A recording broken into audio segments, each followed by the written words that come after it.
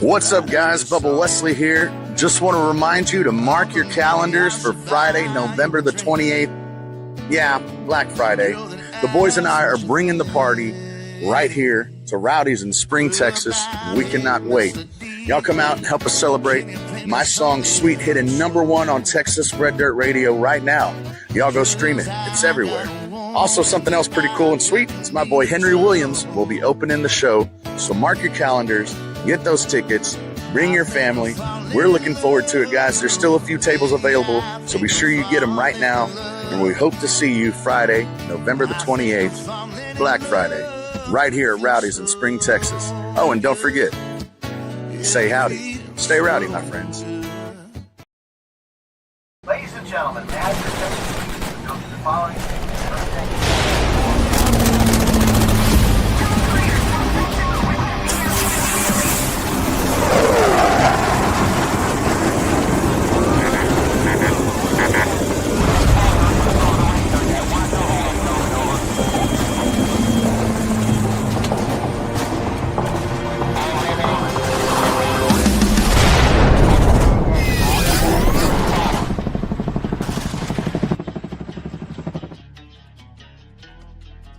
What's going on, everybody? It's Ty, the Strip Threat Vet Podcast. You've made it. It is Thursday.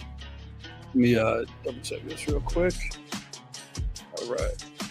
But yeah, wanted to make sure that we made a couple announcements here. I want to thank our guest from last week, White Mike Hero, shared a great story hearing all about his trials and tribulations. And it was really good to see all the people in the comments talking about all the experiences they have with White Mike.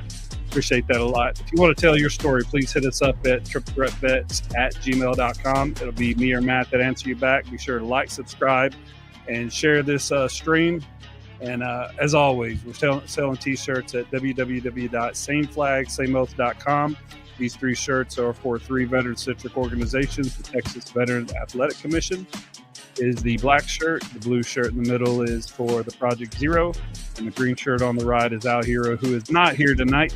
We won't be hearing a rant, but his is for the PTSD Foundation of America, Camp Hope, right here in Houston, Texas. You can scan this QR code right here to support, and Matt will fill you in on what's going to be happening with the shirts. Before I turn you over to Matt, I want to say today's guest is a really special guest for us. She is Dr. Alina Fong, neuropsychologist, clinical director and co-owner of Cognitive FX. So we're going to talk about a lot of the things that happen with men and women that serve our country. She, of course, works in all environments of people that get concussions, but we're going to be talking about what happens with veterans. But before we go any further, let me get Matt up here. What's going on with you, Matt? Oh, it's another Thursday. We're here. You're here. And if you're not here, that means you're AWOL, UA, or whatever your branch of the military calls it when you miss formation, deployment, whatever that is. Carlos Calzada is never UA, by the way. He's always on time. He must have been in the Navy. I think so. So, yeah, very, very, very excited for today's episode. If you guys are out there, everybody knows somebody that's dealt with all kinds of issues when we get out. It's all that is talked about with the veteran community, and I'm just excited we get to bring on Dr. Fong to talk about how we can help everybody versus just keep talking about what's wrong and never what we can do to help. So that's going to be good. Daddy James is in the house. I knew he would be for this one. So without further ado, Ty, I think, I know that we have a lot to cover and a lot that we want to ask Dr. Fong. We could probably spend 6 hours doing it, but we want to respect her time. So I think you should go ahead and introduce our guest, and we can bring her in right away. Yeah, absolutely. Let me get us back to the right one here. So Dr. Alina Fong, to honor her father, who was a Vietnam War veteran, Dr. Alina Fong chose to work at the Veterans Affairs Salt Lake City Healthcare System for her Ph.D. internship. At Veterans Affairs, Dr. Fong worked extensively with Operation Iraqi Freedom and Operation Enduring Freedom veterans. It was during this time that concussion was identified as a signature injury of war. From 2007 to 2008, Dr. Fong was able to hone her knowledge and skills working with TBI and PTSD patients as she helped veterans fresh off the battlefield. It was this internship that shaped her future as it ignited her passion for helping TBI survivors find relief from their symptoms and suffering. We're going to follow a lot more with her, but she's only got an hour with us, so let's go ahead and get her on. You want to go ahead and bring her on? Yeah, Ladies, absolutely. Dr. Absolutely. Alina Fong. Welcome to the show, Doc. Hello. It's an honor to be here. Thank you so much. Yes, ma'am. We know that in reading your intro and preparing to talk to you today, Dr. Fong, I know that you're super busy. You do a lot of stuff. So the fact that you're taking the time to talk with us today, we really appreciate that. We're honored to have you.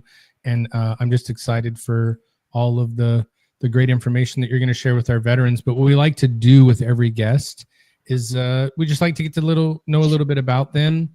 So if you could just take a couple minutes, tell us where you grew up, what it was like growing up, and kind of share a little bit about what it was for you growing up before getting into what you're doing now.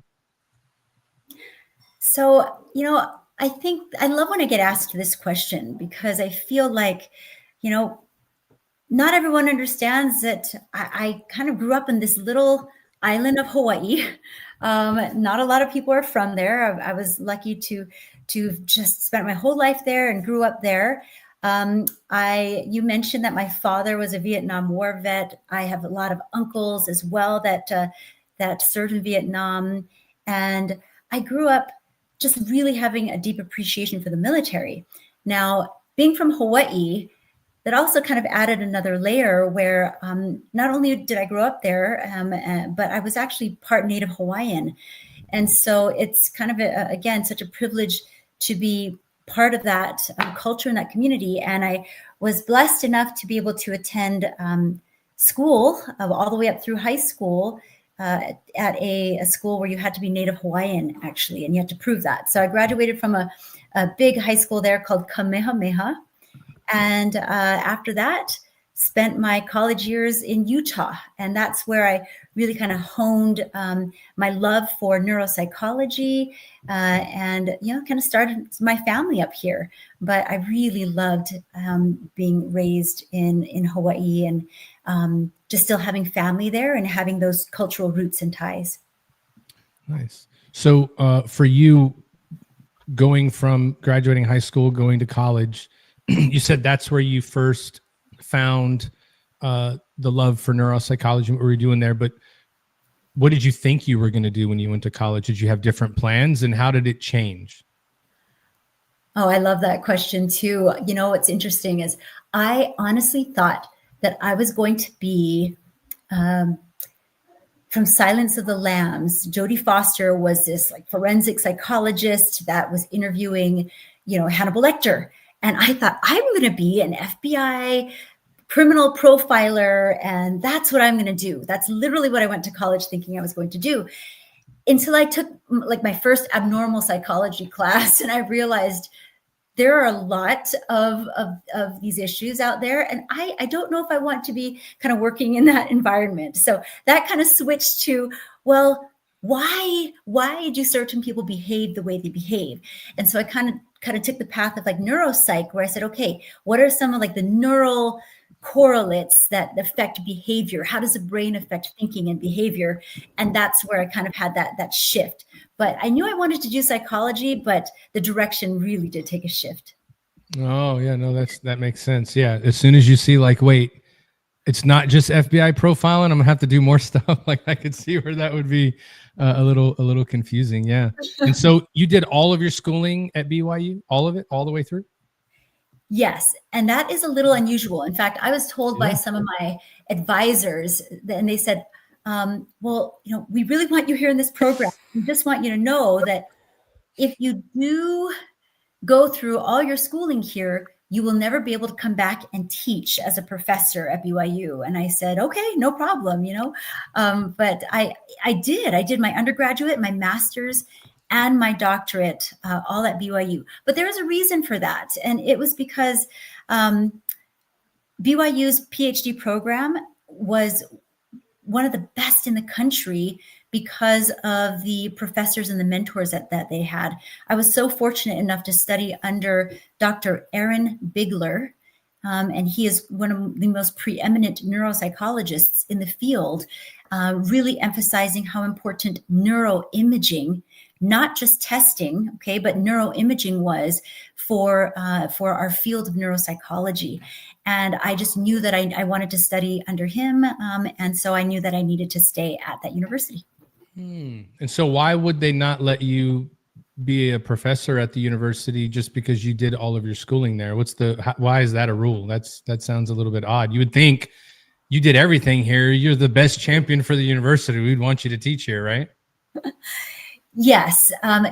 Logically, yes. However, what they are worried about, and it does make sense, is that they're worried about, I think, too much, in a sense, inbreeding, where they really want maybe more diversity from the academics.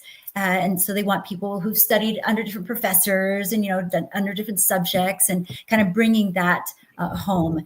And quite honestly, I've never wanted to teach. My love has been to treat, and kind of, figuratively be in the trenches with a lot of, my patients. And so it never held me back. And I jumped in with both feet.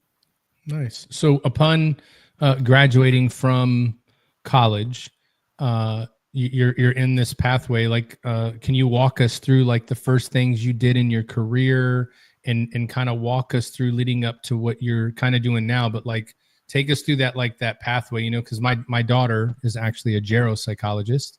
So she's in that pathway. She's just finishing. She just got licensed. She's in the very beginning stages. And I've seen all the work it's taken for her to get there. So I know that your journey, it's not a 4 years and done, right? It's 8-9 years of schooling, internships and postdocs. And then you still have to go gain experience, right, in order to do that. So can you kind of walk us through, like, what are the first things you got into, and how did that make you feel about the career path that you chose? Did it make you more excited? Did you see other opportunities? Because I think a lot of times coming out of school, you're excited to get into the field, but then once you get into the field, it's like being in the military. In school, we learned how to do it like this, and they're like, yeah, we don't do it like that. This is how we do it. If that makes sense. Like, what was it like getting into the workforce and the career that you chose? I think no one could have said it better. What you learn in school is so different from what you actually encounter in the real world. But yeah, let's take it back a few steps so you can understand how I gained that perspective. So I was fortunate enough to, get my PhD at BYU. My dissertation, so my huge big capstone research project, was using functional MRI, which is still quite a more kind of advanced neuroimaging protocol, and I can talk a bit more about that. But developing tests to be used in the functional MRI, and how we can apply that imaging technology not just to surgical patients, which is what it was being used for, but for concussions and for other types of brain injury that needed more understanding. And so I finished up my dissertation at BYU. I was the first student to ever do a functional MRI dissertation there. And then immediately went into my internship at the VA hospital, which you touched upon. Now, again, I feel like timing is everything. For so much of my life experience and what I've been exposed to, it's really been, I feel like, at the right place at the right time, and then kind of seizing the opportunities when they come. So I was really fortunate to get one of the few slots at the hospital, the VA hospital. But of course, 2007 and 2008 was right in the middle of the Iraq and Afghanistan wars.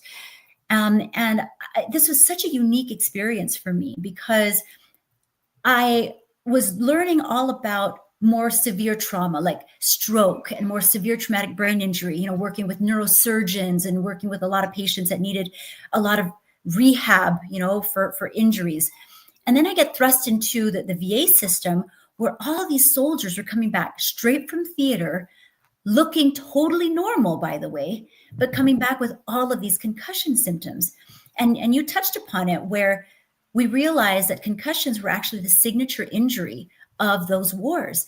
And this is what a lot of people don't realize, is that our equipment, our technology, all of the protective gear in the military is so advanced, and it had advanced to the point where these soldiers were surviving all of these blasts where maybe they wouldn't have before. So physically, they were protected. They looked normal. But with all of these RPG and IED blasts, their brains were still kind of shaking inside the skull, because no amount of protective gear can really stop the brain from shaking inside the skull. And so I was just in this perfect position to be seeing these effects firsthand as they were coming home. And so getting that experience really, truly, Matt, shaped my kind of mantra and my life passion of who I wanted to help, because it was this population that where everyone really looked normal that were getting, I think, dropped, and a lot of their issues were maybe even being more pushed on psychological explanations, purely psychological explanations, and not as much understanding towards the physical, injury and the shaking of the brain inside the skull and what those long-term effects were. And so I took all of that love and all that passion and all that kind of this feeling of like, I'm on a crusade with these concussions. And I took that into the real world after I left my internship. And I will tell you, that's where I got hit with a brick wall, Matt. It was really hard because I had all of this drive in me to say, hey, I want to really, change the world with this. And I can't tell you how many times I would go and present my research in conferences. And man, there were times where I had people walking out of my presentations. They really disregarded my research because I was really pushing for active therapy, not just cocooning, not just sitting in a room for weeks to months at a time and not, getting any exercise and not working. So I was really kind of against the grain in the beginning. This was like 15 years ago, saying we need to get these people active and moving and not just in a dark room. So that's where I feel like the real world kind of hit me in the face, and it was very lonely. And I feel like it's really only been in the last 5 to 7 years where my colleagues and good friends are, and maybe not so good friends are now kind of adopting what I've been saying we needed to do. And now more research is backing that up. So that's kind of been my journey, and it hasn't always been easy. Yeah. So, I mean, I know that, it's interesting, all of the work that you do in those internships and those fellowships and when you're training and you're doing all that, it's, I see in my daughter as well, a lot of that, like where you go through and you do all this training and all this work, and all the people that you're working with are going to keep you motivated and excited, right? It's all a great idea. It's good. And then now when you're on your own, you're like, I want to do this. And they're like, yeah, no, we don't do that. You're like, wait, but all these people for the last 2 years have been like all about it. And then you realize it's like, yeah, it looks like a good idea, but not there. So, I mean, it's just interesting to me, it's interesting, but it's also a little bit odd to me that like you looking into something that severe, where we're identified that people have traumatic brain injuries from being, overseas and fighting in the wars and being around blasts and concussions, and we need to help them. It's baffling that people wouldn't take that serious. Is there a reason that you feel like people weren't wanting to push that with you in the beginning? Was it just an example of we've always done it this way, so there's no need to change? Like, what was the roadblocks that you're running into? Yes to all of the above. Those of us in the medical field, we know that the medical field is very slow to change. You kind of fight an uphill battle. A lot of it is, well, this is how we've always done it. Why would we change? That is honestly one of the biggest reasons why I went rogue, so to speak, and kind of broke away and just kind of created my own clinic. And it was because I really just had this internal intuitive understanding that the way that we were treating brain injuries was not good enough. And I can't tell you how many times I had to fight with insurance companies to say, hey, I think this patient needs more therapy. Can I get some? And they'd say, well, no. And I'm like, well, I'm the doctor. Like, I know what I think could benefit them. But I just realized that, in certain models like that with healthcare, the doctor really doesn't have any say. A lot of times it's just what the insurance company allows you to do. So I decided to go off, create my own clinic where I controlled, what kind of imaging I could do, how many times I could scan somebody, how many times they could have a therapy appointment in a week. And this led to remarkable outcomes that were just outshining any other type of treatment. And it was because with this population, they can handle more, their brains are plastic, they could change. Plus I had this neuroimaging tool, the functional MRI, that really showed me how hard I can push, where I could push, and for how long. And that's where, I was able to see real change. And then the last point that I wanted to make, Matt, about that was, one of the reasons why concussions has been so misunderstood, and I feel like it's kind of been probably one of the most misunderstood injuries, is because these patients, these soldiers, again, it's the invisible injury. They're the walking wounded. They all look like everything should be fine, but everything is so internal that there's just a lot of gaslighting that goes on, and just a lot of misunderstanding. Yeah, no, that's we see that all the time. Unfortunately, you see that all the time, because it's a it's just one of those. I guess you would call it. It's a, I don't know.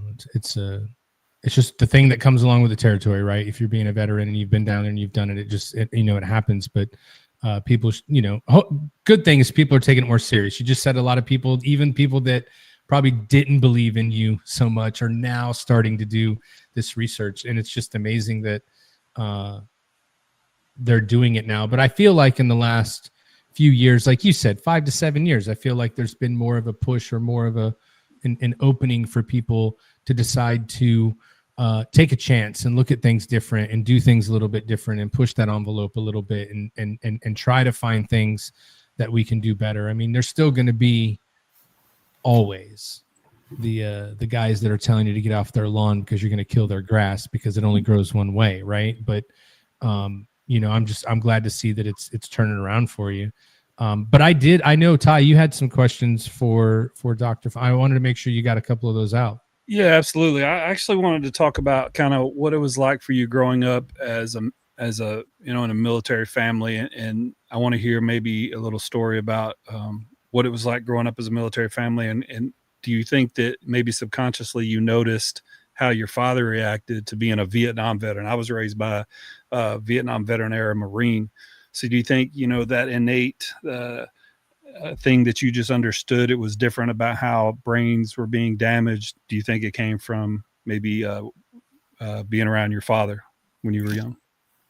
Thank you so much for giving me an opportunity to talk about my dad, who I just love and respect so much.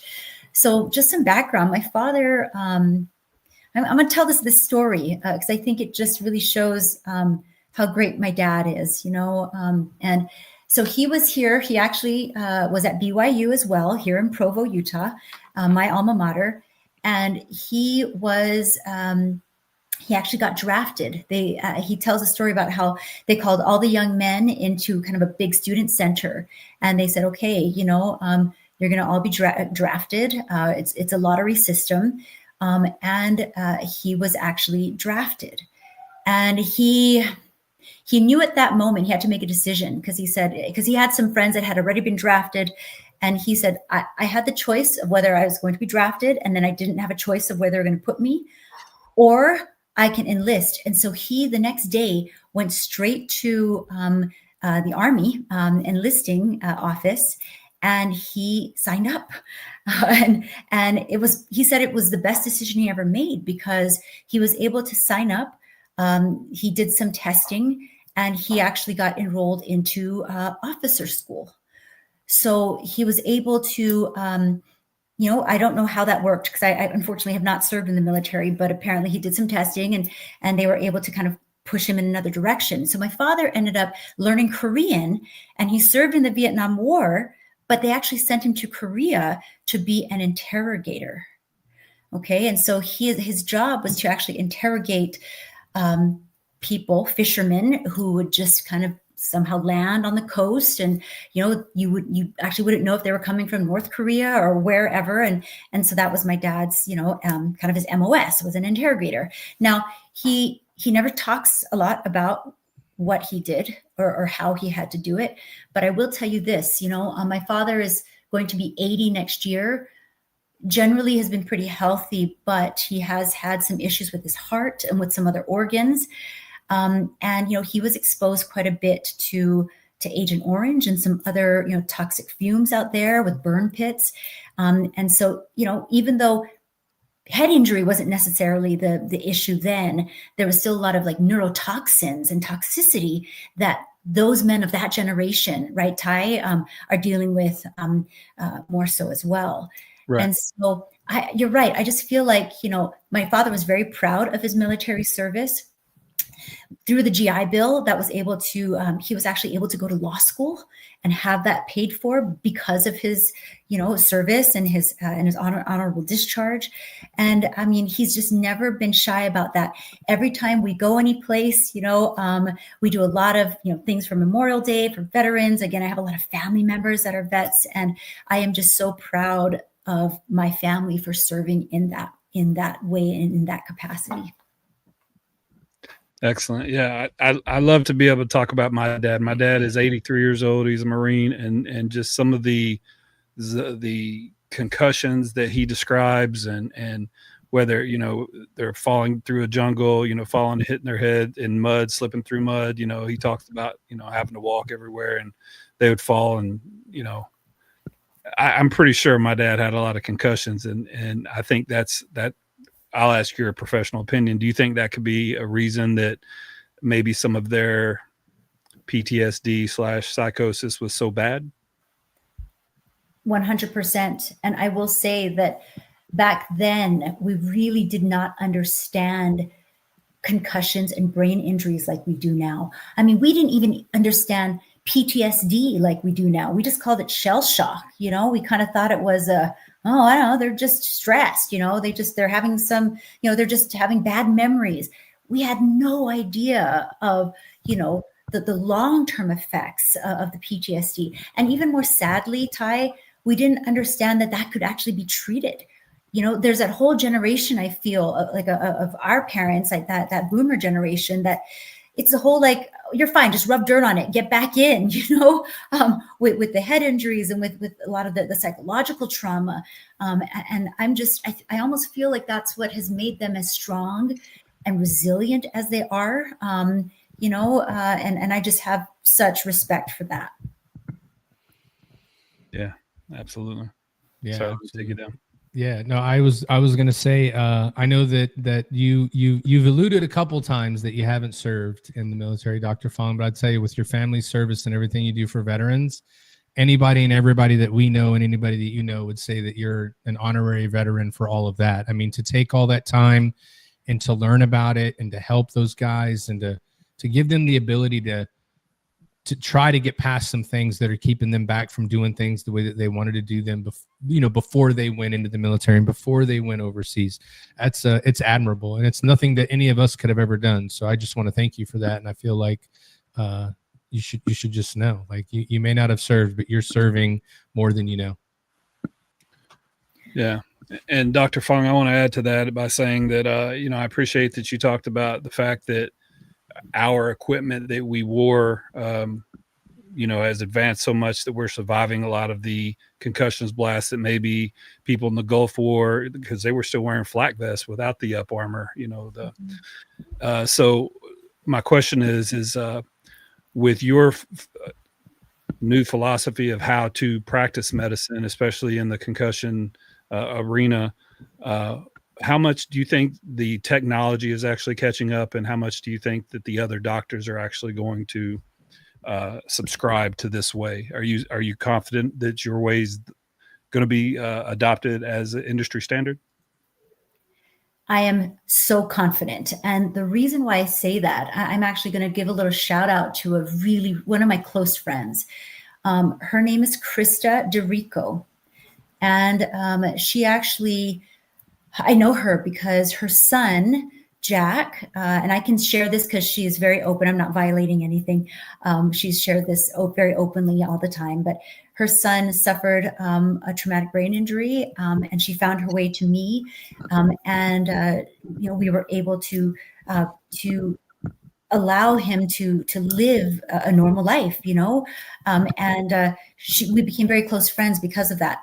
She has been able to combine forces with me, with advanced imaging, with other technologies and other leaders in the field, neurosurgeons, neurologists, and she has actually taken this solution package for brain injury to different people in the government, and I can't say any more about that, but they are very, very interested in this solution that she has to the correct diagnostics and also the treatment of traumatic brain injury for our military.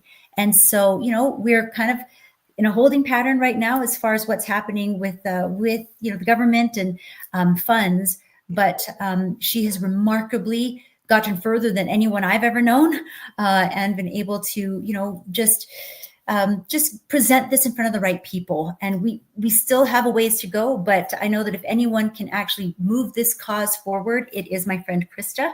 And so I just want to kind of tell your podcast in the world how proud I am of her. And all this started just from a mother's love of her son, and just this desire to really help everyone out there with these debilitating issues and injuries. Excellent. And so, Matt, I'm sorry, I got a couple more too. So this segues perfectly to what you were just saying, because, I do want you to wax poetic a little bit about, TB12, about Tom Brady, because here's the way I see it is the way we receive our news, the way we receive our information I was born in 1975. So the doctors were still smoking when they did the sports physicals.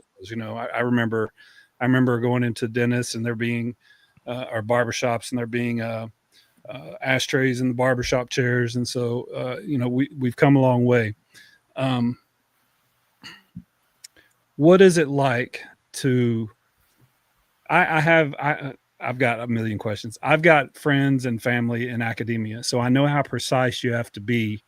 And I want you to kind of wax poetic about the functional MRI, and then tell me what it's like to have to be as precise, to have someone like Tom Brady, who, us military guys, we respect that and we understand the athletic thing that he's doing. So the preciseness that he is going to deal with, he's only going to deal with the best. Mm-hmm. So once I found out that, you were associated with Tom Brady, I went back and looked at a lot of your videos, and, I want to talk about the equipment that we've got for military is mostly designed for men. So what are you doing that are maybe more women centric for the way they suffer, whether it be mental health and or TBI and concussion specifically? And then, we'll start with that one. Okay. So first of all, I have to say, I have such a deep respect for Tom. And I'll just kind of give you a background on that. So one of Tom's closest friends and his trainer, it was a mutual friend.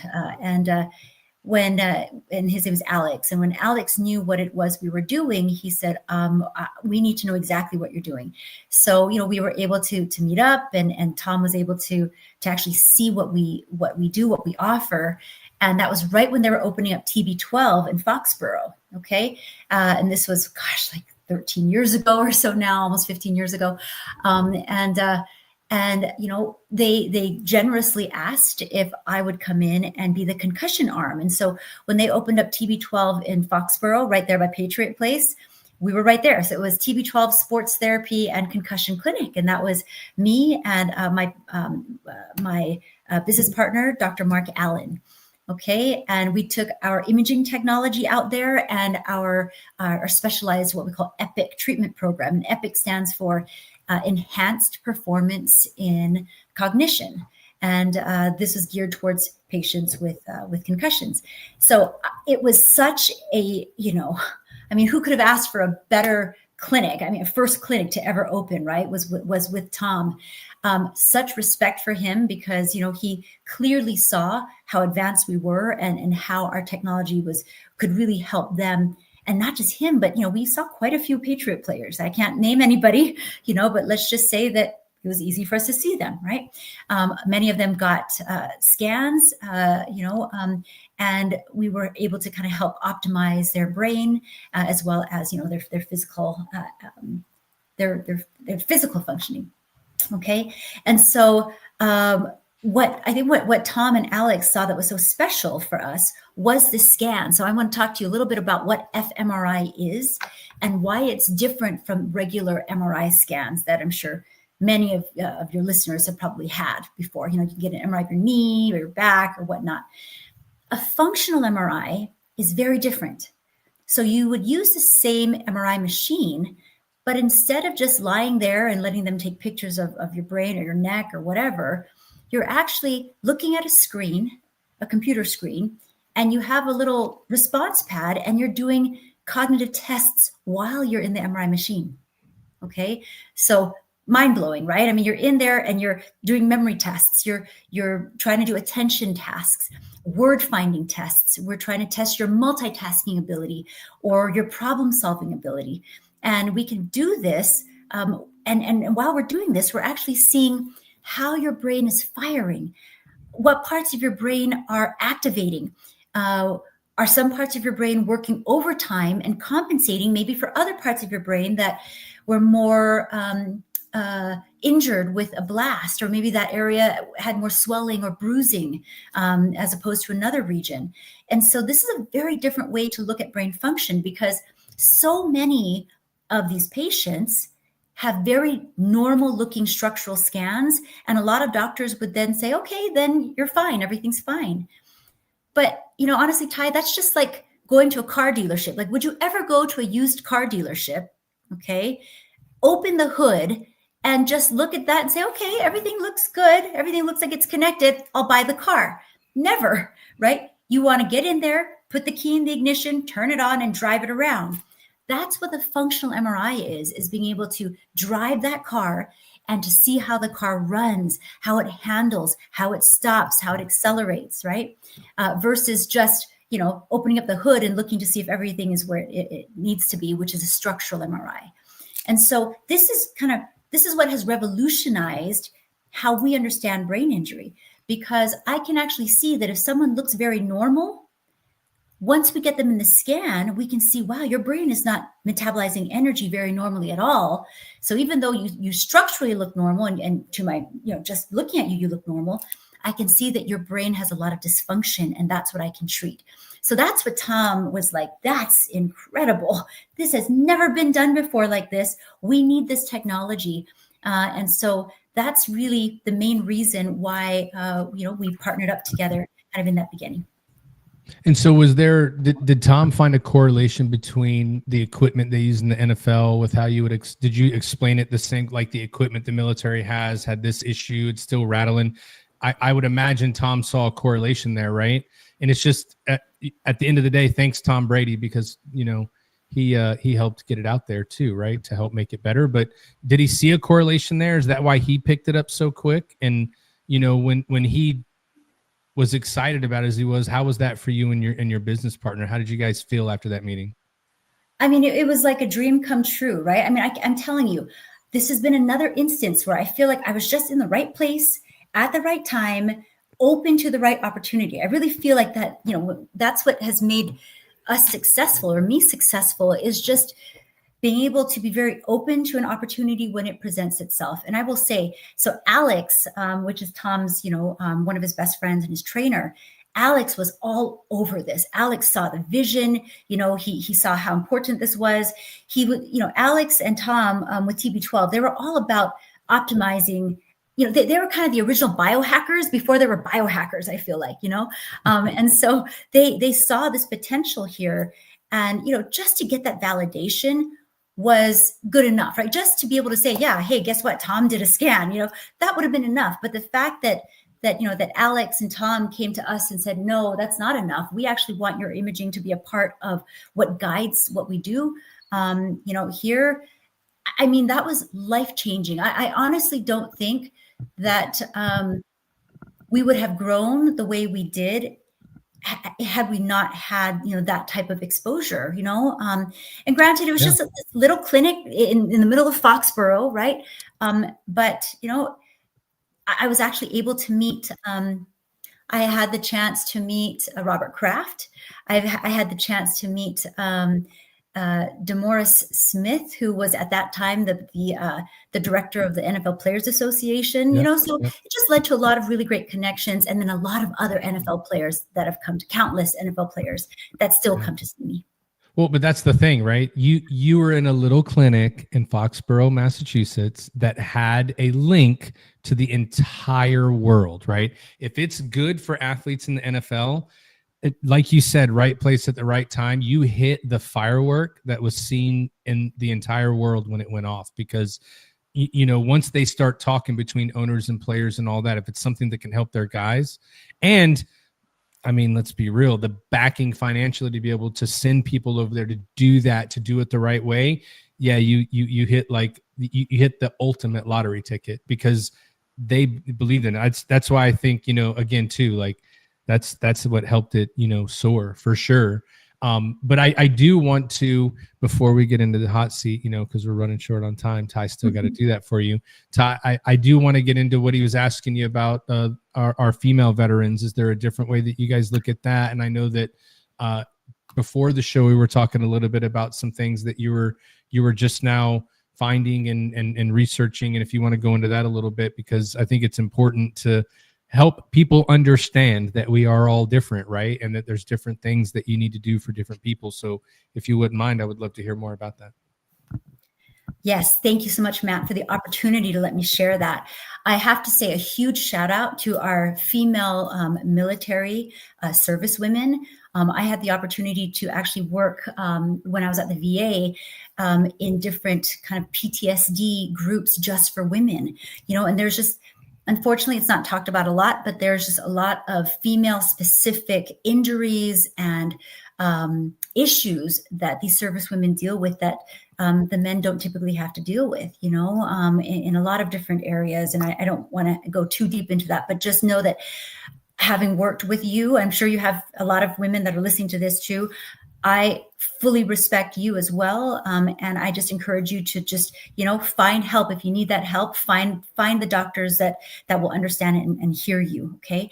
But I have to give another shout out to another really good friend of mine. Her name is Catherine Snedeker, and she started this wonderful nonprofit organization that I've been an advisory board member for years. And it's called Pink Concussions. Yes, Pink Concussions. And as you can imagine, it's all it's research and an organization and advocacy and awareness surrounding female-specific issues with concussions.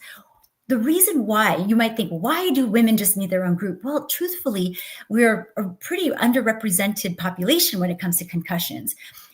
Most if not all of the research with concussions is done on men. Most medical research is actually done on men. Why?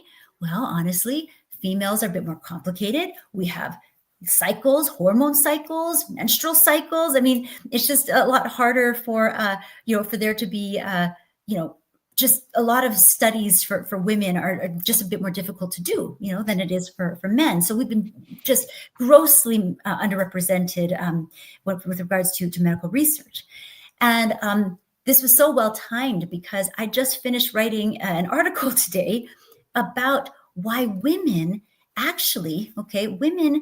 tend to struggle with longer recoveries and treatment. For some reason, treatment and recovery just takes a little longer for women with post-concussion syndrome. And I kind of really did a deep dive into this, and I found a lot of different statistics on this. Interestingly, women have a much higher rate. There's a much higher rate of concussion with women in sports. And a lot of that is because musculature, the way that we're built, women are just biologically built differently than men. There is a 32% weaker neck flexion strength in women compared to men, even when they're height matched. Okay, so I'm saying a man and a woman at with the same height, even with the same weight, women tend to have almost a third less neck strength than a man the same size. Almost 60% less neck muscle volume, and 50% greater head acceleration when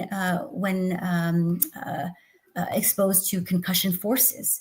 Okay, so that's nothing to shake a stick at, right? I mean, that is a pretty significant disadvantage when it comes to just overall physiology, and so those are just kind of some of the statistics. The one other thing I have to point out too, statistically, is that women tend to, it can take women almost twice as long to reach a symptom resolution than it does for boys. So for example, this study quoted that high school girls tend to have a median of a range between 14 to 28 days before they start to feel like their symptoms have resolved for a one-time concussion. For high school boys, it's like 7 days, and so there's just a lot of different factors that lead to higher risk symptoms in women and girls as opposed to men. So is there something that you do to help the women out there that have these issues and symptoms? Do you have special groups for them? Like if we had female veterans, which we have a lot that listen, and I'm glad that you're on here today, because there's so many times, we talked about it a little bit in the beginning before we came on, that there's, and you just brought it up, there's so many things that help our male veterans. They're everywhere. They're everywhere. Now there's nonprofits that'll take everybody out to go do different things, but when it comes to helping, you need help, do you have any organizations they could reach out to? Is there groups that you have that they could reach out to if they're looking for help? Yes. So honestly, reach out to Pink Concussions. I know Catherine does a really great job, and she has, so many different resources for women specifically to get help and to get services. Another thing I would suggest is whatever state you're in, you have, every state has what we call a brain injury association or alliance that is a nonprofit in that state. I know because I've actually been a part of the United States Brain Injury Alliance. They just merged with the Brain Injury Association of America. So this is the national program. And I was actually the president of my Utah state alliance, and each state actually gets state funding to be able to help people that maybe don't have the resources to get help or get imaging or even get a neuropsychological test if they need to. So look at the Brain Injury Alliance or Association within your own state for some resources, and even just for caregiver support. If you have a loved one that has been taking care of you or is always worried about you, there's resources and groups for caregivers as well as those suffering. So, and then there's also concussion communities that you can find online. It can be a very isolating injury, but I know that part of the healing process when patients come to my clinic in Utah, and we have patients from all over the world because we're kind of it when it comes to post-concussion specialty with imaging. We have patients this week from the Netherlands, from Denmark, from Canada, from all over the United States. Find your community because you are not alone. And that is, I think, the first step in this healing process is knowing that, you're not alone. That is amazing to hear. And I'm glad, and I had no idea that there was a state board for all of that. So you guys heard it here. Go find your resources, right? Find your tribe. We're always talking about that from a veteran perspective. Find your tribe, find where you fit in. And no matter if you need help or you need, to find a group, there's something out there that you can get a part of that will help you there. So I appreciate that. Thank you.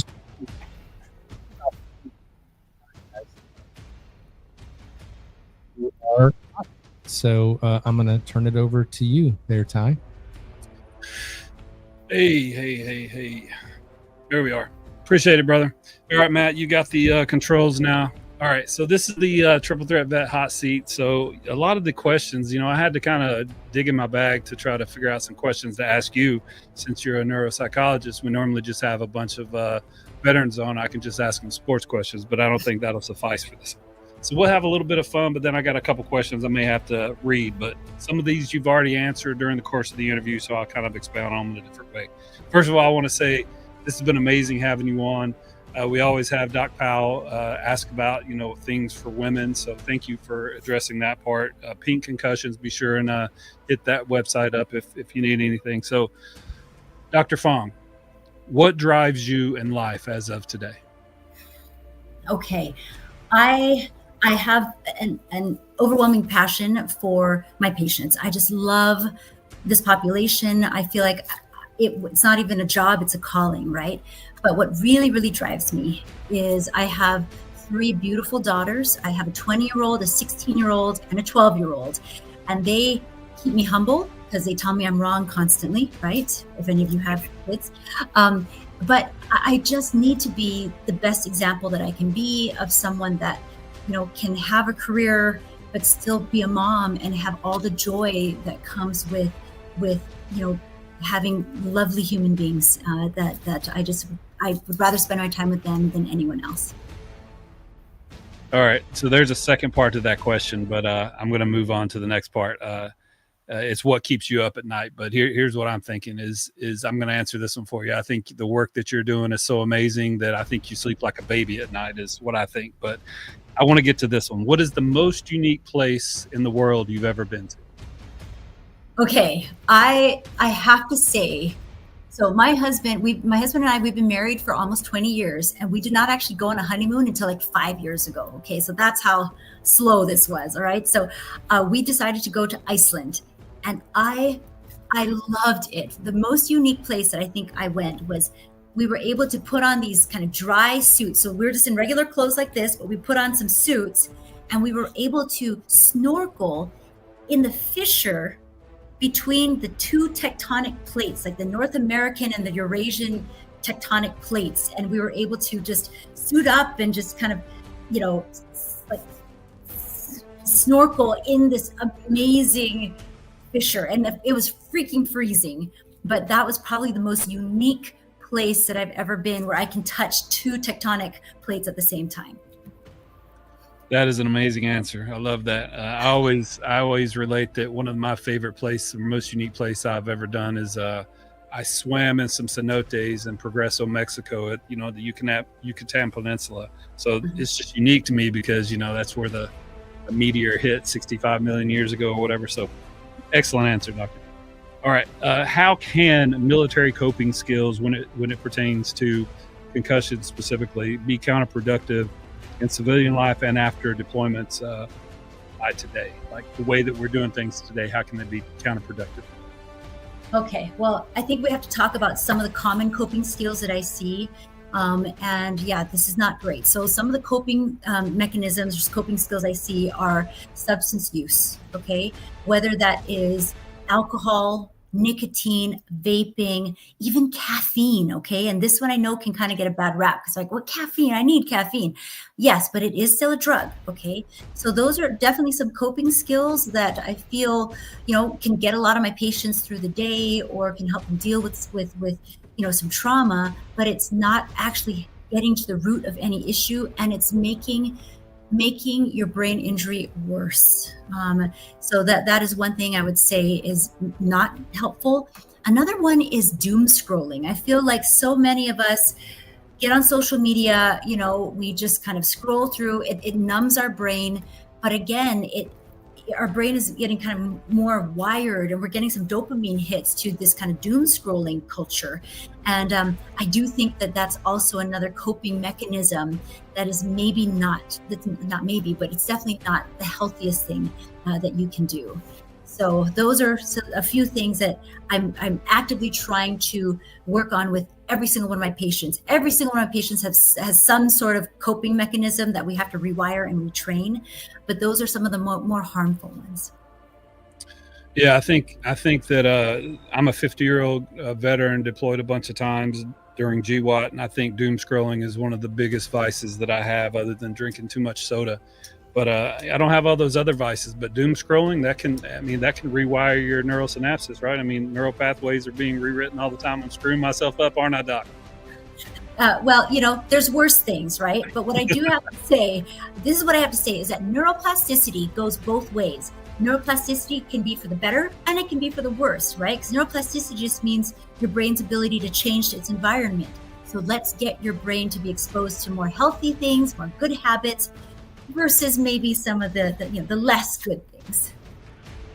Thanks for that, Doc.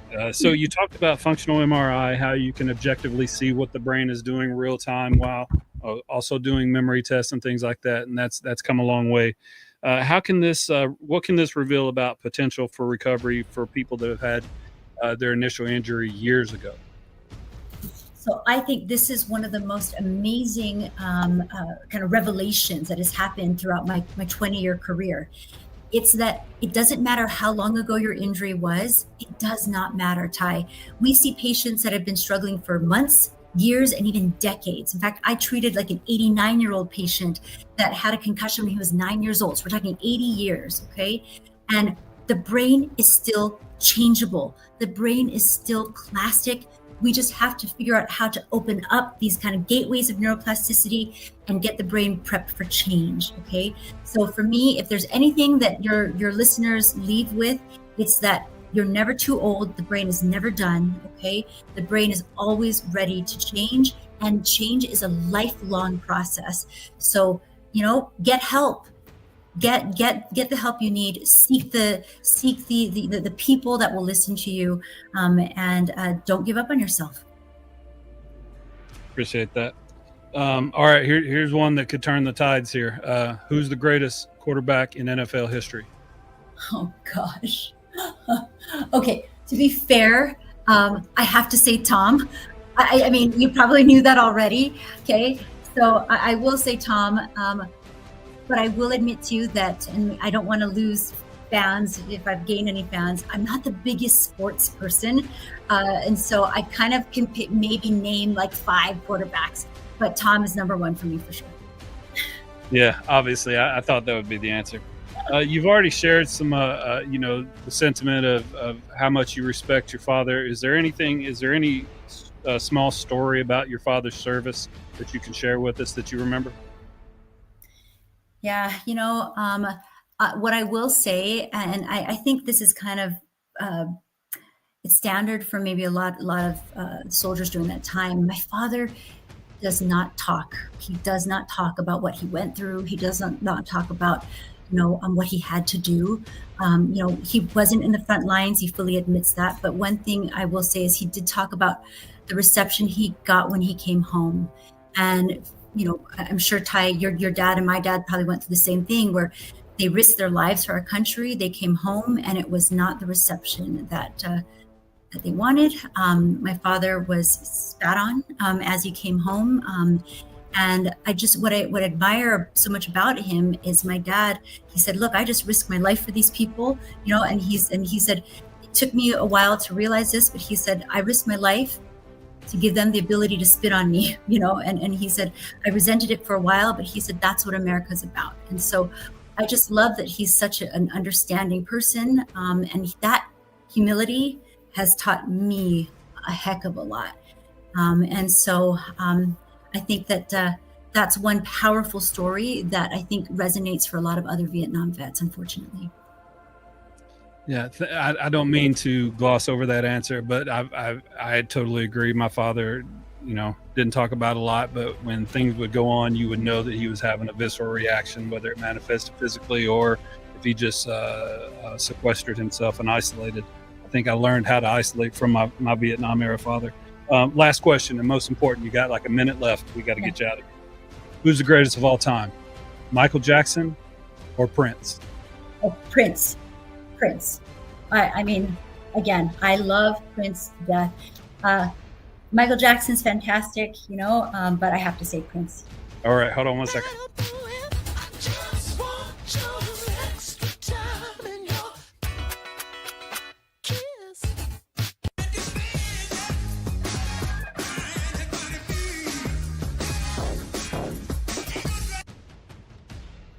you can see, it is a contentious battle, but Prince is up 42-38 now. So, Dr. Fong, you've graduated from the TTV hot seat. Thank you so much for coming. We normally ask what would make our podcast better, but I mean, I don't think we're going to get better than this. I love the information you put out, and thank you so much for coming on. My pleasure. Anytime, Ty and Matt. Thank you so much for the opportunity. I'm glad you said that, because you have to come back, because I feel like there's so much that we could share with people that we didn't get to uncover. So like the invitation standing, Ty's probably going to reach out to set you up for another one as soon as we can, because there's so much that we could help people with. And again, thank you so much for coming. We appreciate it. It was our honor, and be safe getting to your next event. Thank you. Yeah. All right. Ladies and gentlemen, Dr. Alina Fong. Thank you. Well, that was awesome. Yeah. I was watching videos and I'm thinking to myself, man, this is amazing. The not only the research she's doing in her course of study, but just the advancement for the equipment that we're using, you know, in the NFL, how we get our information, how easy it is, like speed to service that we're doing now. I think that, I don't know, we got Berto on the background. We're going to bring him on and get his. Hey, bring him in. Yeah. Ladies and gentlemen. Hey, Berto, you know what you know what I know about you? What's that? You show up when Al doesn't. That's all I'm saying. That's all I'm saying, bro. Listen, I take podcasts off for kids' birthdays and anniversaries. I don't know why he's off today. Anyway, hey man, how are you? Because I'm doing well. The last time you're there. So I will tell you this. I really wanted to get into more with her about like asking, like we just didn't have enough time today. And when she comes back, I really want to correlate the similarity that Tom Brady saw and what she was doing for veterans to what she can do for athletes, right? I think like so many people don't understand and realize that there's such a close correlation to what you do downrange on deployment and all the missions and the things we have to do and all that physicality you got to do on deployment versus what an athlete's doing, right? We watch the athletes on TV every week, but there's athletes all over the world right now doing pretty amazing things. And I think I just wish we could have got more into like how he saw that correlation to what it was and kind of put those two pieces together for people, you know? Yeah, I mean, when we switched from whatever the new helmet is with the pads inside, right? That was inspired from the NFL, right? Like that's where we got that technology for our troops, right? Where before it was a circle strap, a suspension strap, like what was that protecting, right? So yeah, technology has advanced tremendously, right? And there was a couple of things that caught my attention, right? Like the differences between the female body and the male body.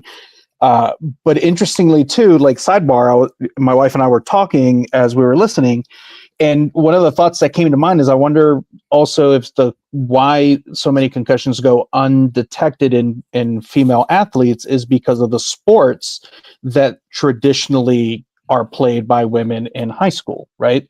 Soccer doesn't have a lot of head protection, for example, right? Volleyball, right? Another sport that you can get whacked in the head pretty hard. So there's a couple of other things, you know, I think other variables potentially, but the genetic component, No, that makes sense, because think about it. In volleyball, if you're diving for the ball, you could just bang your head off the floor. In soccer, you're heading the ball with no padding. Yeah, for sure. I mean, even a sport like lacrosse for girls, they don't wear the same pads as the boys, but they're still getting pretty crazy in there. And so, but it was interesting to hear her say that, right? And when she described it, I was like, well, no shit, right? Like at the end of the day, no kidding, the strength in the neck and the volume and all that. And then like if two people the same size are jolted in the same direction, of course the opportunity for that to happen in a lady that has less neck strength is bigger there. Like in simple terms, it's like, oh man, we should have probably known that the whole time, right? Like what are we doing? I just glad she was able to give us some information that helps some of our female veterans that listen, because you know, all the time, you know, and it's very true, everything is geared towards what we think, you know, we need to gear it towards. But like if we're talking about helping veterans, like You know, Right. there is no. Well, and there's many no people X or Y on that. It's a veteran. You know what I Right. mean? And people may or may not know, but the VA does have women's specialty clinics, obviously just for women, right? And so Yeah. they not only address standard like healthcare, but they also do the specialty care as well. Right. So that's something to consider as well. I love it, man. Yeah. So what's been going on, Berto? How you been? What's new in the world? Yeah, I What's think new in the world? It's new. You got some new internet since last time, right? Yes. The government I could not. updated. The government upgrade. No, it wasn't the government upgrading. I'll be honest. We had a Wi-Fi through our cell phone carrier, and we moved it here, and that cell phone carrier here sucks. So we were, any wind blowing, we lost internet, right? So no, that was a no-go. So we finally upgraded. We got the house wired. I was gonna so say, we're good like, to go. the government opened back up. Your internet's better. You know, Right. It's all good. It's all good, right? And that's another thing, right? Like so the big thing that I kept hearing from a lot of clients was concerns of whether or not the VA would shut down when you have a government shutdown. And the reality is there are segments of the VA that will shut down. However, healthcare will never shut down. Yeah. Right? The appropriations for the healthcare side of the VA are approved a year to 2 years in advance. So our funding, or the VA's funding, comes way earlier than anybody else's in the federal government. Yeah. So, Also, if you're a retiree, your shit's protected too. I like that fact too. There you go. There is a reason we go 20 years. You know what I mean? Yes.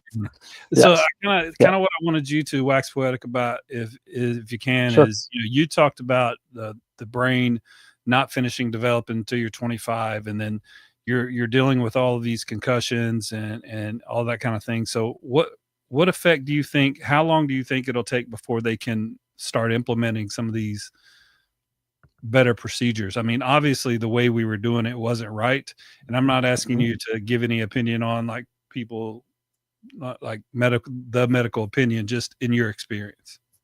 Yeah. I think we are transitioning to something that I think is super cool. The Navy kind of started it, and as far as I know, it's the only branch that still has it. They have these positions called deployment resiliency counselors, right?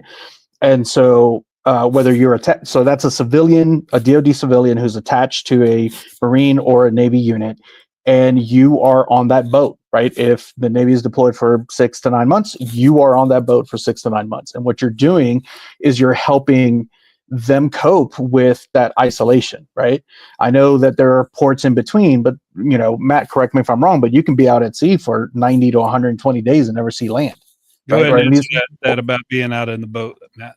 No, but I know about deployment cycles. I was a recruiter, Brett. Come now. I was never on a boat for 90 days, because if I was on a boat for 90 days, that'd have been UA as shit when we pulled into port and then pulled out. You know what I mean? But yes, they can be. It depends on the mission set, right? Depends on what you're doing, depends on where you're going. It also depends on what kind of platform you're on, right? Whether you're a carrier or an LHD or a submarine.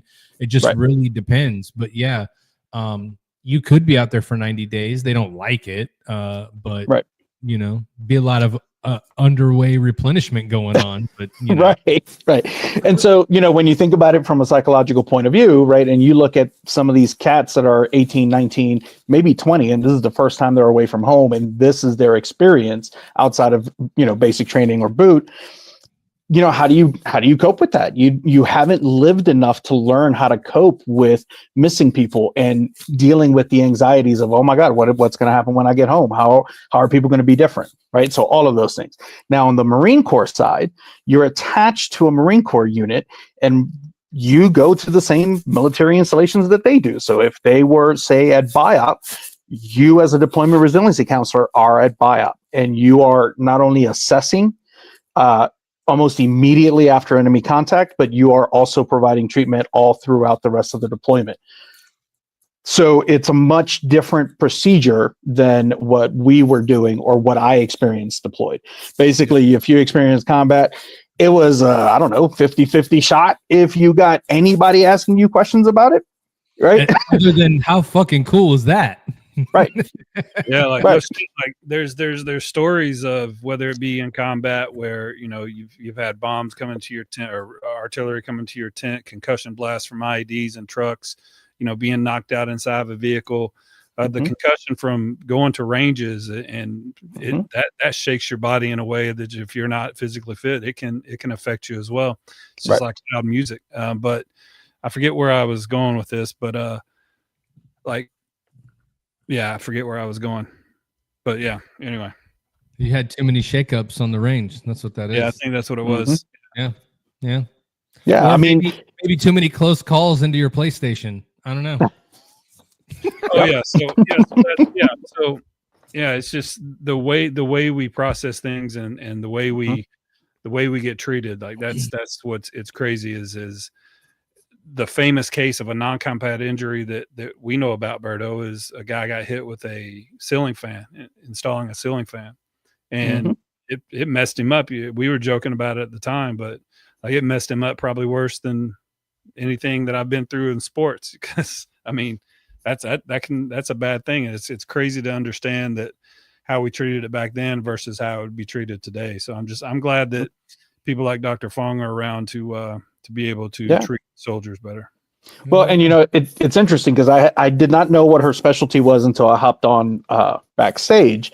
But interestingly enough, right, like I don't know if the audience knows, but I know Ty knows, my wife has seizures, right? And so she also has a device implanted in her chest that kind of regulates the brain signal, right? So it kind of basically she calls it a pacemaker for her brain. So all of that being said, right, we always take precautions and all this kind of stuff. And we were getting up super early to go to Balloon Fiesta. And she ended up having a seizure in the hospital and ended up with a concussion. Or I'm sorry, seizure in the bathroom, and was diagnosed at the hospital with a concussion. And so thank God she's in the background taking charge. Household 6, man. You got to love Household 6. I took her to the hospital before he left because I wanted to make sure everything was all right, and she had a concussion, y'all. I don't know. Hell, maybe I had too many concussions at this point. Yeah. So my point is, right, the traditional treatment was rest and recover. Right? That's literally what she got told at the ER. So knowing that there is other treatment, right, is super important, right? In my current position, I get a lot of referrals from the University of Colorado. They have a wonderful program up there called the Marcus Institute for Brain Health is what it's called. And they are doing some amazing work up there, right? Because the big concern with concussions and TBIs and then ultimately CTE is how does it affect your frontal lobe? Your frontal lobe is where you make all your executive decisions, right? And it is also where impulses are controlled.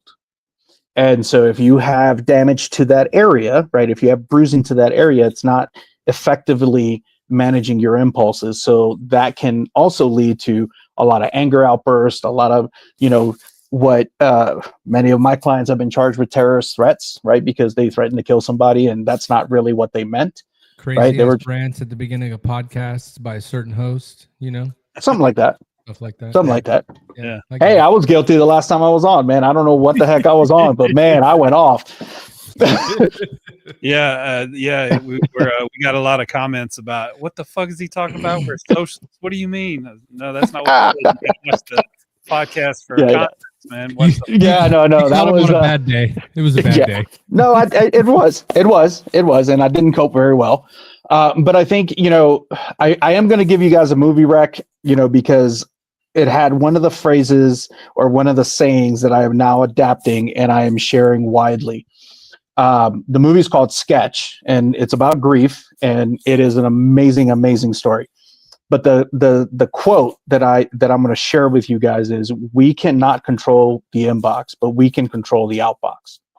So we cannot control everything that comes our way, right? We can't control that, oh crap, all of a sudden now the mortgage is due and, we bought some Christmas presents. I don't know, right? So whatever is going on, we cannot manage that, right? We cannot possibly address everything the way that it should be addressed. But what we can do is be selective on what we address. And when we address it, we can control how that output goes, how that email goes. right? So something to think about. It's something that Ty and I have talked, a concept that Ty and I have talked about a lot of, buying time, right? How do we extend that fuse, right? Many of us do have what appears to be anger issues, but not for us, right? Because this is the way that we were raised as young service members until the day that we got out, right? And so that is normal to us. What it is not normal is for civilians to receive that, right? For our loved ones to receive that. Yeah, well, kick. They just need to toughen up a little bit, rub some dirt on it. Maybe go to a sensitivity training class or something. Oh, wait, something that's like what that. we need to do. That's what, never mind. Right.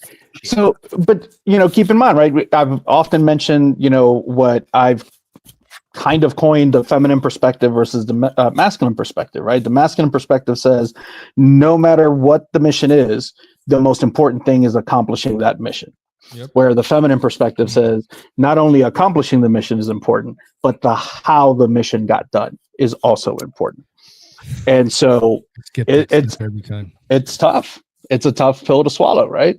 And when you start looking at my wife showed me a video today that I thought was pretty interesting in context, right?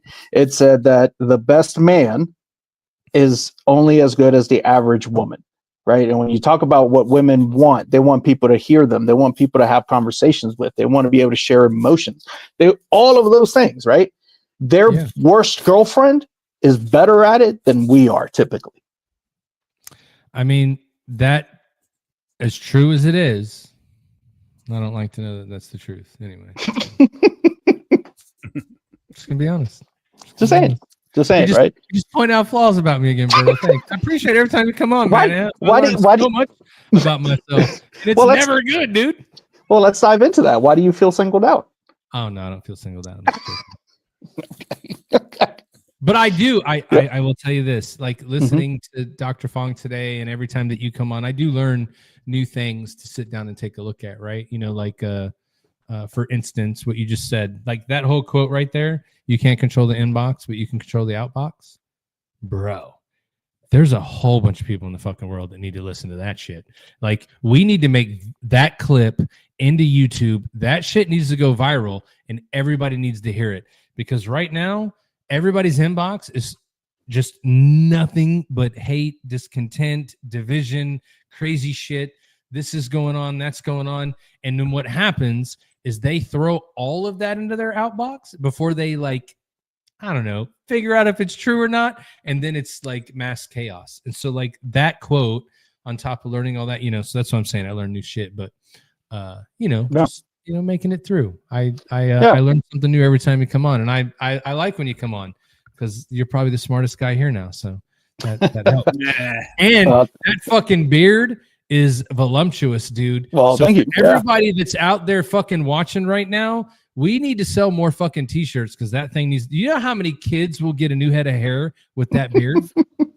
They won't take it because it's white and gray. Who cares? They could dye it, dude. Whatever. Dye it. But yeah, man. So how are you guys doing? How's Texas? Texas is everything's going good here in Texas. I mean, since the last time we saw you, I think you and I met up out at Colorado for the Air Force Army game. That was a lot of fun being able to hang out with you, even though you weren't the main effort there. We had so much family, and I got family there that I didn't even get to see. But yeah, being there and being able to hang around with you, that was a lot of fun. So I see that your internet's got better, and I see that as we go along, Matt's new office keeps getting more and more stuff put up on the walls. So there's not going to probably be much on the walls in here. This place is fucking nice. I don't want to fuck it up too much. You know what I'm saying? Your stuff. I'd be hanging the pictures, so there's going to be a lot of holes in the wall before it gets to the right place. You know what I mean? Command strips, my guy. Command strips. Fuck that, dude. This shit is not. The picture will be held up by command strips, but that shadow box, oh no, that's not being held up with command strips. That bitch is gonna fall straight out the wall. If that thing fell out the wall, then I would probably fucking freak out. So, y'all, you want to do some sports? Want to do some games? Yeah, I do. All right. Al Hero keeps picking the games I pick, and he keeps staying right along with me, which is send me his picks yet. Nope, he didn't send me his picks Of yet. course he didn't. He's going to wait until we pick, and then he's going to. He's going to go. So I'm not putting this thing up on Spotify. So Al gives you his picks because he won't watch it anywhere else. Yeah. All right, gotcha. Although, right. No game today. All right, here's the results from last week. Memphis lost, Notre Dame won, LSU won, Texas A&M won, Kentucky won, and I've got a new video for when Kentucky wins any game. I'm going to start playing it.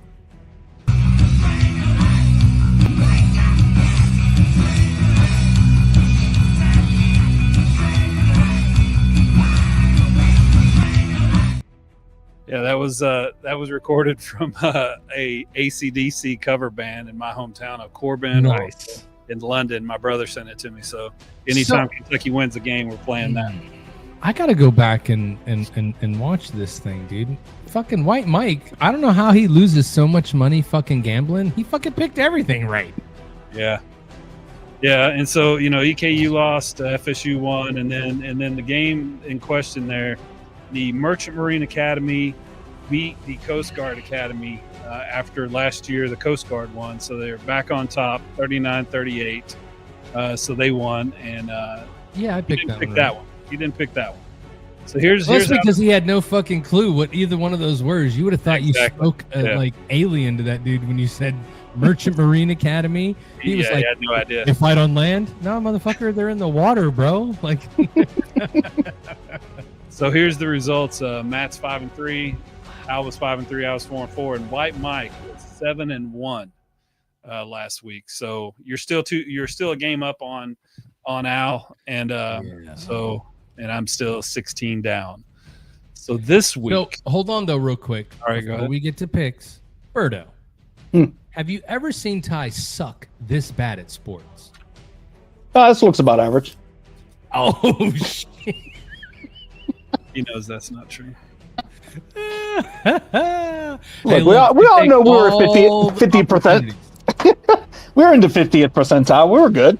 We're all right. I was excellent, especially at all this kind of sports and bets. So Ty, I got a question before we get into the picks too. Like, I have not seen one update on our fantasy football team. Did we just say they suck that bad that we can't be associated with them anymore? Oh, I thought I said that last week. The coach for both of my fantasy teams they're on the hot seat. They're probably going to get fired at the season end. They're not doing very well. No decisions are being made in the three facets of the game. Our offense sucks, defense sucks, special teams sucks. So basically, we're not doing anything well. So I don't. Bro, I'm in a family fantasy football league. My daughter started it, right? So her boyfriend's winning because he's a fucking cheater. He's the commissioner. That's what I'm saying anyway. My wife and her mom are number 2 and number 3. And what's really funny is when we went to go do the draft for the fantasy football team, Becky was asking me and Cole how fantasy football drafts go, right? So we told Becky, I don't know why you're asking me. We don't fucking help with that. Like, you're on your own for this shit. Like, this is fantasy football. Then we were like, no, I'm just kidding. We'll help you. And Becky was like, fuck you guys. I'm doing it myself. And she's kicking everybody's ass. Of course. What the fuck, dude? Because she used her brain superpower and no, she didn't. She just let the best available pick be fucking drafted. Auto draft. Shout out Becky Joe Art. She is absolutely amazing with all that she does on her social media. Go check that out if you can. Becky y'all should go check that artwork out. Yeah, for sure. I know some of you dudes got some wives that you've pissed off really fucking bad. I know that there's a painting out there that can make her happy and at least give you 3 months of happiness by getting it. So you just need to go check it out. BeckyJoeArt.com. That's the website. I'll put the website up in a second. So anyway, we got our first game here. Since Al's not here to pick, we'll go ahead and start with you, Matt. Who you got for Notre Dame and the Syracuse? Or I'll go first. I'll go and give you my pick first. Since my name is Alberto, I should use Al's picks. Yeah. And since he didn't turn them in, that's his punishment. Hell yeah. For Al? Okay, that is perfect. It won't be Al Hero. It will be Alberto. And then when you go 1-5, he's gonna fucking cry like a bitch, and we're gonna. That's what you get for being UA, motherfucker. Anyway. All right, then who you got in the Notre Dame series? Yeah. Notre Dame. Okay. I love the golden helmets. I do. By the way, I know nothing of college football. This is all vibes and probably 80s movies that I remember. Matt, when I asked him if he wanted to pick some games with us, he's like, "Yeah, I'm going to pick. It's Austin P and Maryland for everything." I think is what he said.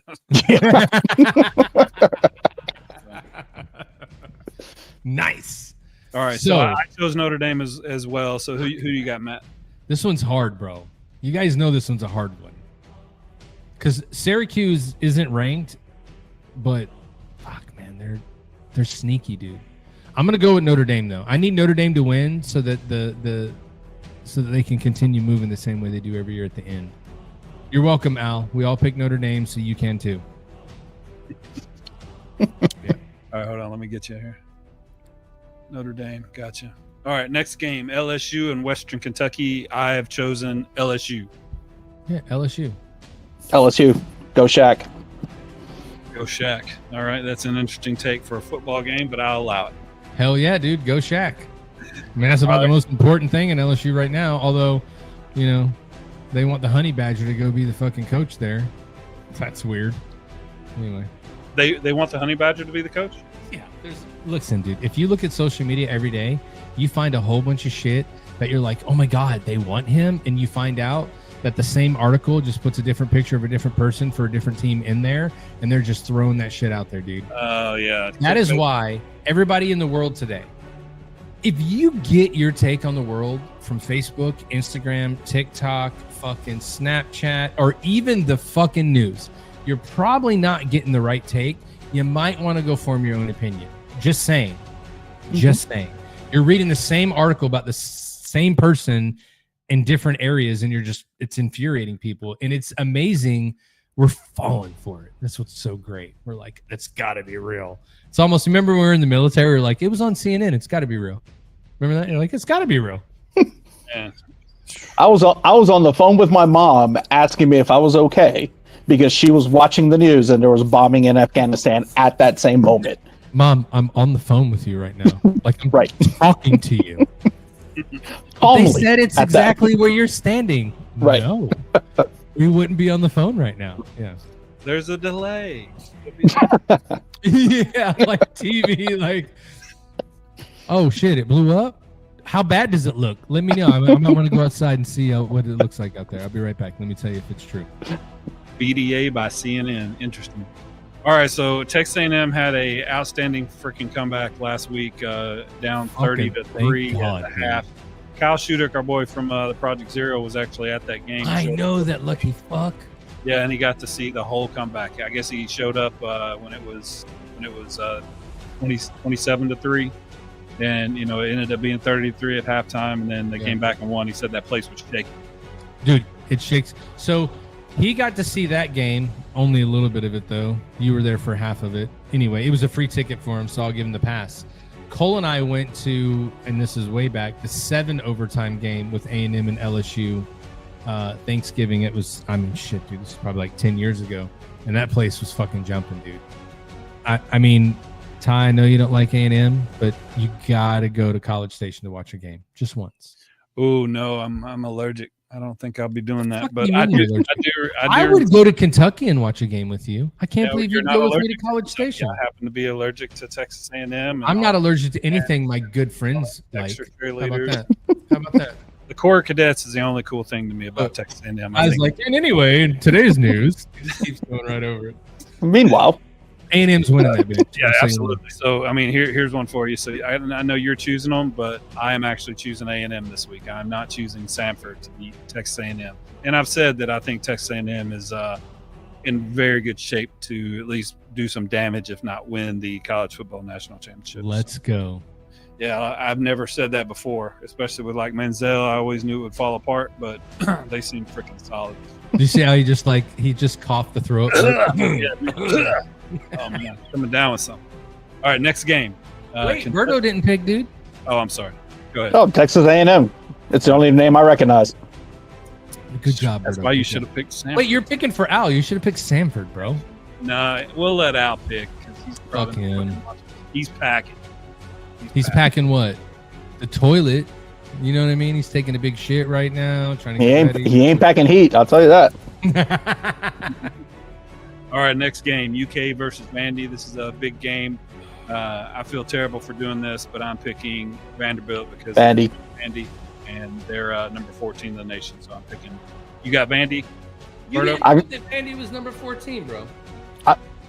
I'm picking Vandy because that's where they put my wife's implant in. Oh. Well, in that case. So Vandy's number 14? Yeah. I still think they suck, but Vandy's going to beat Kentucky. And you're going to beat Kentucky. All right. Maybe next year they'll be really good and my team will suck, and then you can have all the fun. Yeah, exactly. Yeah, I can't really talk shit. All right, EKU versus Utah Tech. I'm choosing EKU. EKU. Okay. You got Didn't know there was a Utah Tech. Yeah. EKU plays all the teams nobody's ever fucking heard of. Yeah.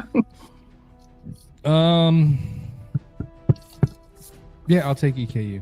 Yeah, let's do that. Don't seem very confident in that pick. You sure you don't want to go with Utah? What's Utah Tech's record? I know that you have all that. I don't have the record in front of me, but it's Okay, one of hold those on. games where it's like 87-13% for wins. So, Oh, okay. Well, then I'll stay where I'm at. I'll stay where All I'm at. all right, last game of this week, FSU versus NC State. Florida State. I got FSU. I want to number one apologize to my daughter and tell her I am so sorry that I disrespected an education that I fucking paid for at Florida State University and picked against them last week. So I apologize for that. Take Florida State this week. Nice. Way to make amends. We're going to take the Wolfpack. We're taking the Wolfpack, man. Hangover forever. Okay, there you go. Okay. Excellent. That's some Okay. good- Do you have a satchel that you were in the elevator as well? Mm-hmm. You are a part of the Wolfpack. I am. I'm a Wolfpack of one. Well, now I feel left out. So next week, our future guest, next week we got Mike and Halal from Crazy Johnny Steakhouse. That's going to be a show coming to you with Matt, was actually out on site. So that's going to be a fun one. So tune in next week for Crazy Johnny Steakhouse, Mike and Halal. Oh, yeah. Stay tuned. By the way, just so everybody knows, that show will be recorded, right? So everybody knows we're going to put it up like we always do. We know a lot of you guys are going to be in a coma for food, so we wanted to give you a restaurant podcast to enjoy on Thanksgiving. But yeah, tune into it. And everybody that is going out of town for the holidays, if you're traveling, if you're going places, be safe. We hope you get there safe and enjoy your family over this next week. That's what the holiday is all about. Yeah, man. So, Berto, I appreciate you coming on and filling in for Al. I appreciate you waxing poetic about some of the things. Is there anything you want to talk about before you bounce out? Yep. Gratitude is not just for Thanksgiving, guys. Gratitude is all year round. Really? Keeping track of what you're grateful for, man. So is that a challenge? Can we make that a It is challenge? a challenge. So, Oh, yeah. So here's what we do. You ready? Mhm. Once a month, I think we need to bring Berto back on, and we need to track this. What are you grateful for in the last month? What do you think? 2026. As like a what are you doing there, right? You're going to work on yourself. Let's do it. Let's be accountable for that. What do you think? Yeah. All right. And I dig it. Berto's going to go spend $500 in t-shirts tonight. Oh, he said no. Yeah, Okay. Well, never mind. I'm still going to tell you what I'm grateful for. I'm trying to keep my beard. I'm willing to shave it off for charity, but I'm trying to keep it too. You know what I mean? But yeah, You guys no. hear But that? yeah. Gosh. Now, I will say that the exercise that I typically do is I ask people to do 3 things that they are grateful for, and none of the things can be repeated in 30 days. So every day, write down 3 things you are grateful for. They cannot be repeated. On day 30, you write a letter to the person that you are the most grateful for in your life. And So you can either we do that and read the letter once a month? Sure. Okay. So hold on. Let's do this again. Every day. Mm-hmm. Please give the directions. I got to write them down because I'm not going to remember. I forgot yet. Next month. Yeah, you have to go get crayons. I got it. I do not need crayons. I use ink pens, bro. Damn. You know what an ink pen is? Yeah, see, it's right here. Wow. It's not plastic. Where I'm did you need a technical manual? Did you need a technical manual to learn how to use it? Everything, bro. All right, so how here. to take it apart, how to write with it. Yeah, 100%. Right. How to snip it? No, I'm kidding. Okay, so 30 days. 3 things that you are grateful for. They cannot ever repeat in those 30 days. And on the 30th day, you're going to write a letter to the person that you're the most grateful for in your life. And you're either going to read it to them or you're going to mail it to them. It's a exercise in shifting our perspective, right? When we talk about psychology, our brain is trained to look for danger. It's trained to look for things that aren't helpful or that could be hurtful to us so that we can avoid them. And so looking for things to be grateful for starts changing that perspective just a hair. All right. So that means every day for 30 days, you write 3 things down. None of them can be repeated. Correct. And at the end of the month, you have to pick one person you're the most grateful for and write them a letter. Got it. Yes. Now, the next question I have, how happy is your wife going to be when we shave that beard off? She's not. Really? She's the one who encourages me with the beard. Damn. Yeah, my beard would be about Ty's length right now. I don't want to take away your game, bro. You know what I mean? Man. Your game is the beard right now. I didn't have a beard when I started dating her, so the beard is just an old man. Yeah, it's an old man thing, man. That beard does look good though, bro. Thank you. What is it the viewers call him? Is it Army Buddha? No, he's the veteran Buddha, bro. Veteran Buddha? The veteran Buddha. Yeah. Very nice. So, by the way, I encourage you. You should work on a t-shirt. Oh, I got one in the works right now. Don't worry, it's coming out next year. Veteran Buddha? All right. For sure. Wait till you see the image of it. You're going to be like, I need to be paid for each one of these shirts. So I just, being a part of veteran-owned businesses and supporting veteran-owned business, this is off the cuff tide. I didn't know I was going to do this, but I'm looking at it in front of me, and Berto came on with this fucking crazy-ass, badass beard. So this guy right here that makes this beard butter is called Bass Bros Bees, LLC, out of Houston, Texas. Army veteran. He makes beard butter and skin products, and he does it with bees and honey and different things like that.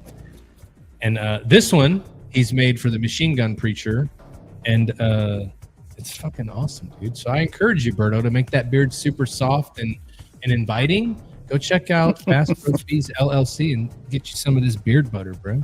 I will. I'll be checking them out. Matter of fact, I used a lot of beard butter in the past, and Becky came to my office today, and I put some of this on because I had to go to the dentist and they had to rape my mouth today.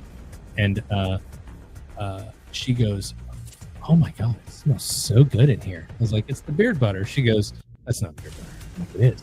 She opened it. I don't know, man. I'm a fan now. Hey, there you go. Like, yeah, you can keep that thing. I'm like, sweet. So we got the bassbrosbrothers.com website on there. Go check that out. That's pretty cool. I just checked it out as well. And hey, Matt, go ahead and take us out if you don't mind. So another Thursday. This is probably one of the most favorite shows that I've done because this is one of the things that hits anybody that we've known in military service, whether it's somebody that you served with, it's somebody that it's a family member, or you've heard about it. Brain injuries and things that we deal with, it's prevalent in our veteran community. So I just want to thank Dr. Alina Fong. Thank you for coming on. Thank you for telling us about what you're doing. Thank you for sharing all of the information that you did. Especially thank you for sharing the information about what our female veterans can do to get help. And, take a look at this one, share it with somebody, let somebody know that you care about, that they can go out and they can get help. And remember, the brain can be repaired. We learned that today. It doesn't have to stay the way it is, but you have to want that to happen. So thank you, everybody that showed up. Next week is Thanksgiving. I know Berto said every day is Thanksgiving Day. We're going to do it going forward, but next week is called Thanksgiving. So make sure that you reach out to those people that you care about, that maybe you haven't talked to in a while, and let them know that you appreciate them and that that you're thinking about them. Stay safe. Have a great Thanksgiving. And remember, frozen turkeys in the fryer will fuck your house up. Don't do it. See everybody later. Yeah, I normally don't do an ending here, but I really want to say what I'm thankful for. I'm thankful for my wife. I'm thankful for my children, but I'm definitely thankful for all the friends and the network that we've had from this podcast, the people that we've been able to interact with, and the help we've been able to do, and the events and functions that we've been able to do for the veteran community, not only in Houston, but in Pensacola, you know, and all the places where we've done our podcast. So we're looking forward to doing more shows live, looking forward to having more live people come on, maybe sing some songs. You know, we've got a young artist, Jenna Catherine, that's going to come on and sing the national anthem when we do a live show at VFW 8790. So that's what I'm thankful for, is the embrace we've got from the veteran community and the people that have come on the show, and then the family support because of the time it takes away. Hold your loved ones close, and we'll see you next week. If you or someone you know is in crisis, contact the Veterans Crisis Line at 1-800-273-8255. Then press 1.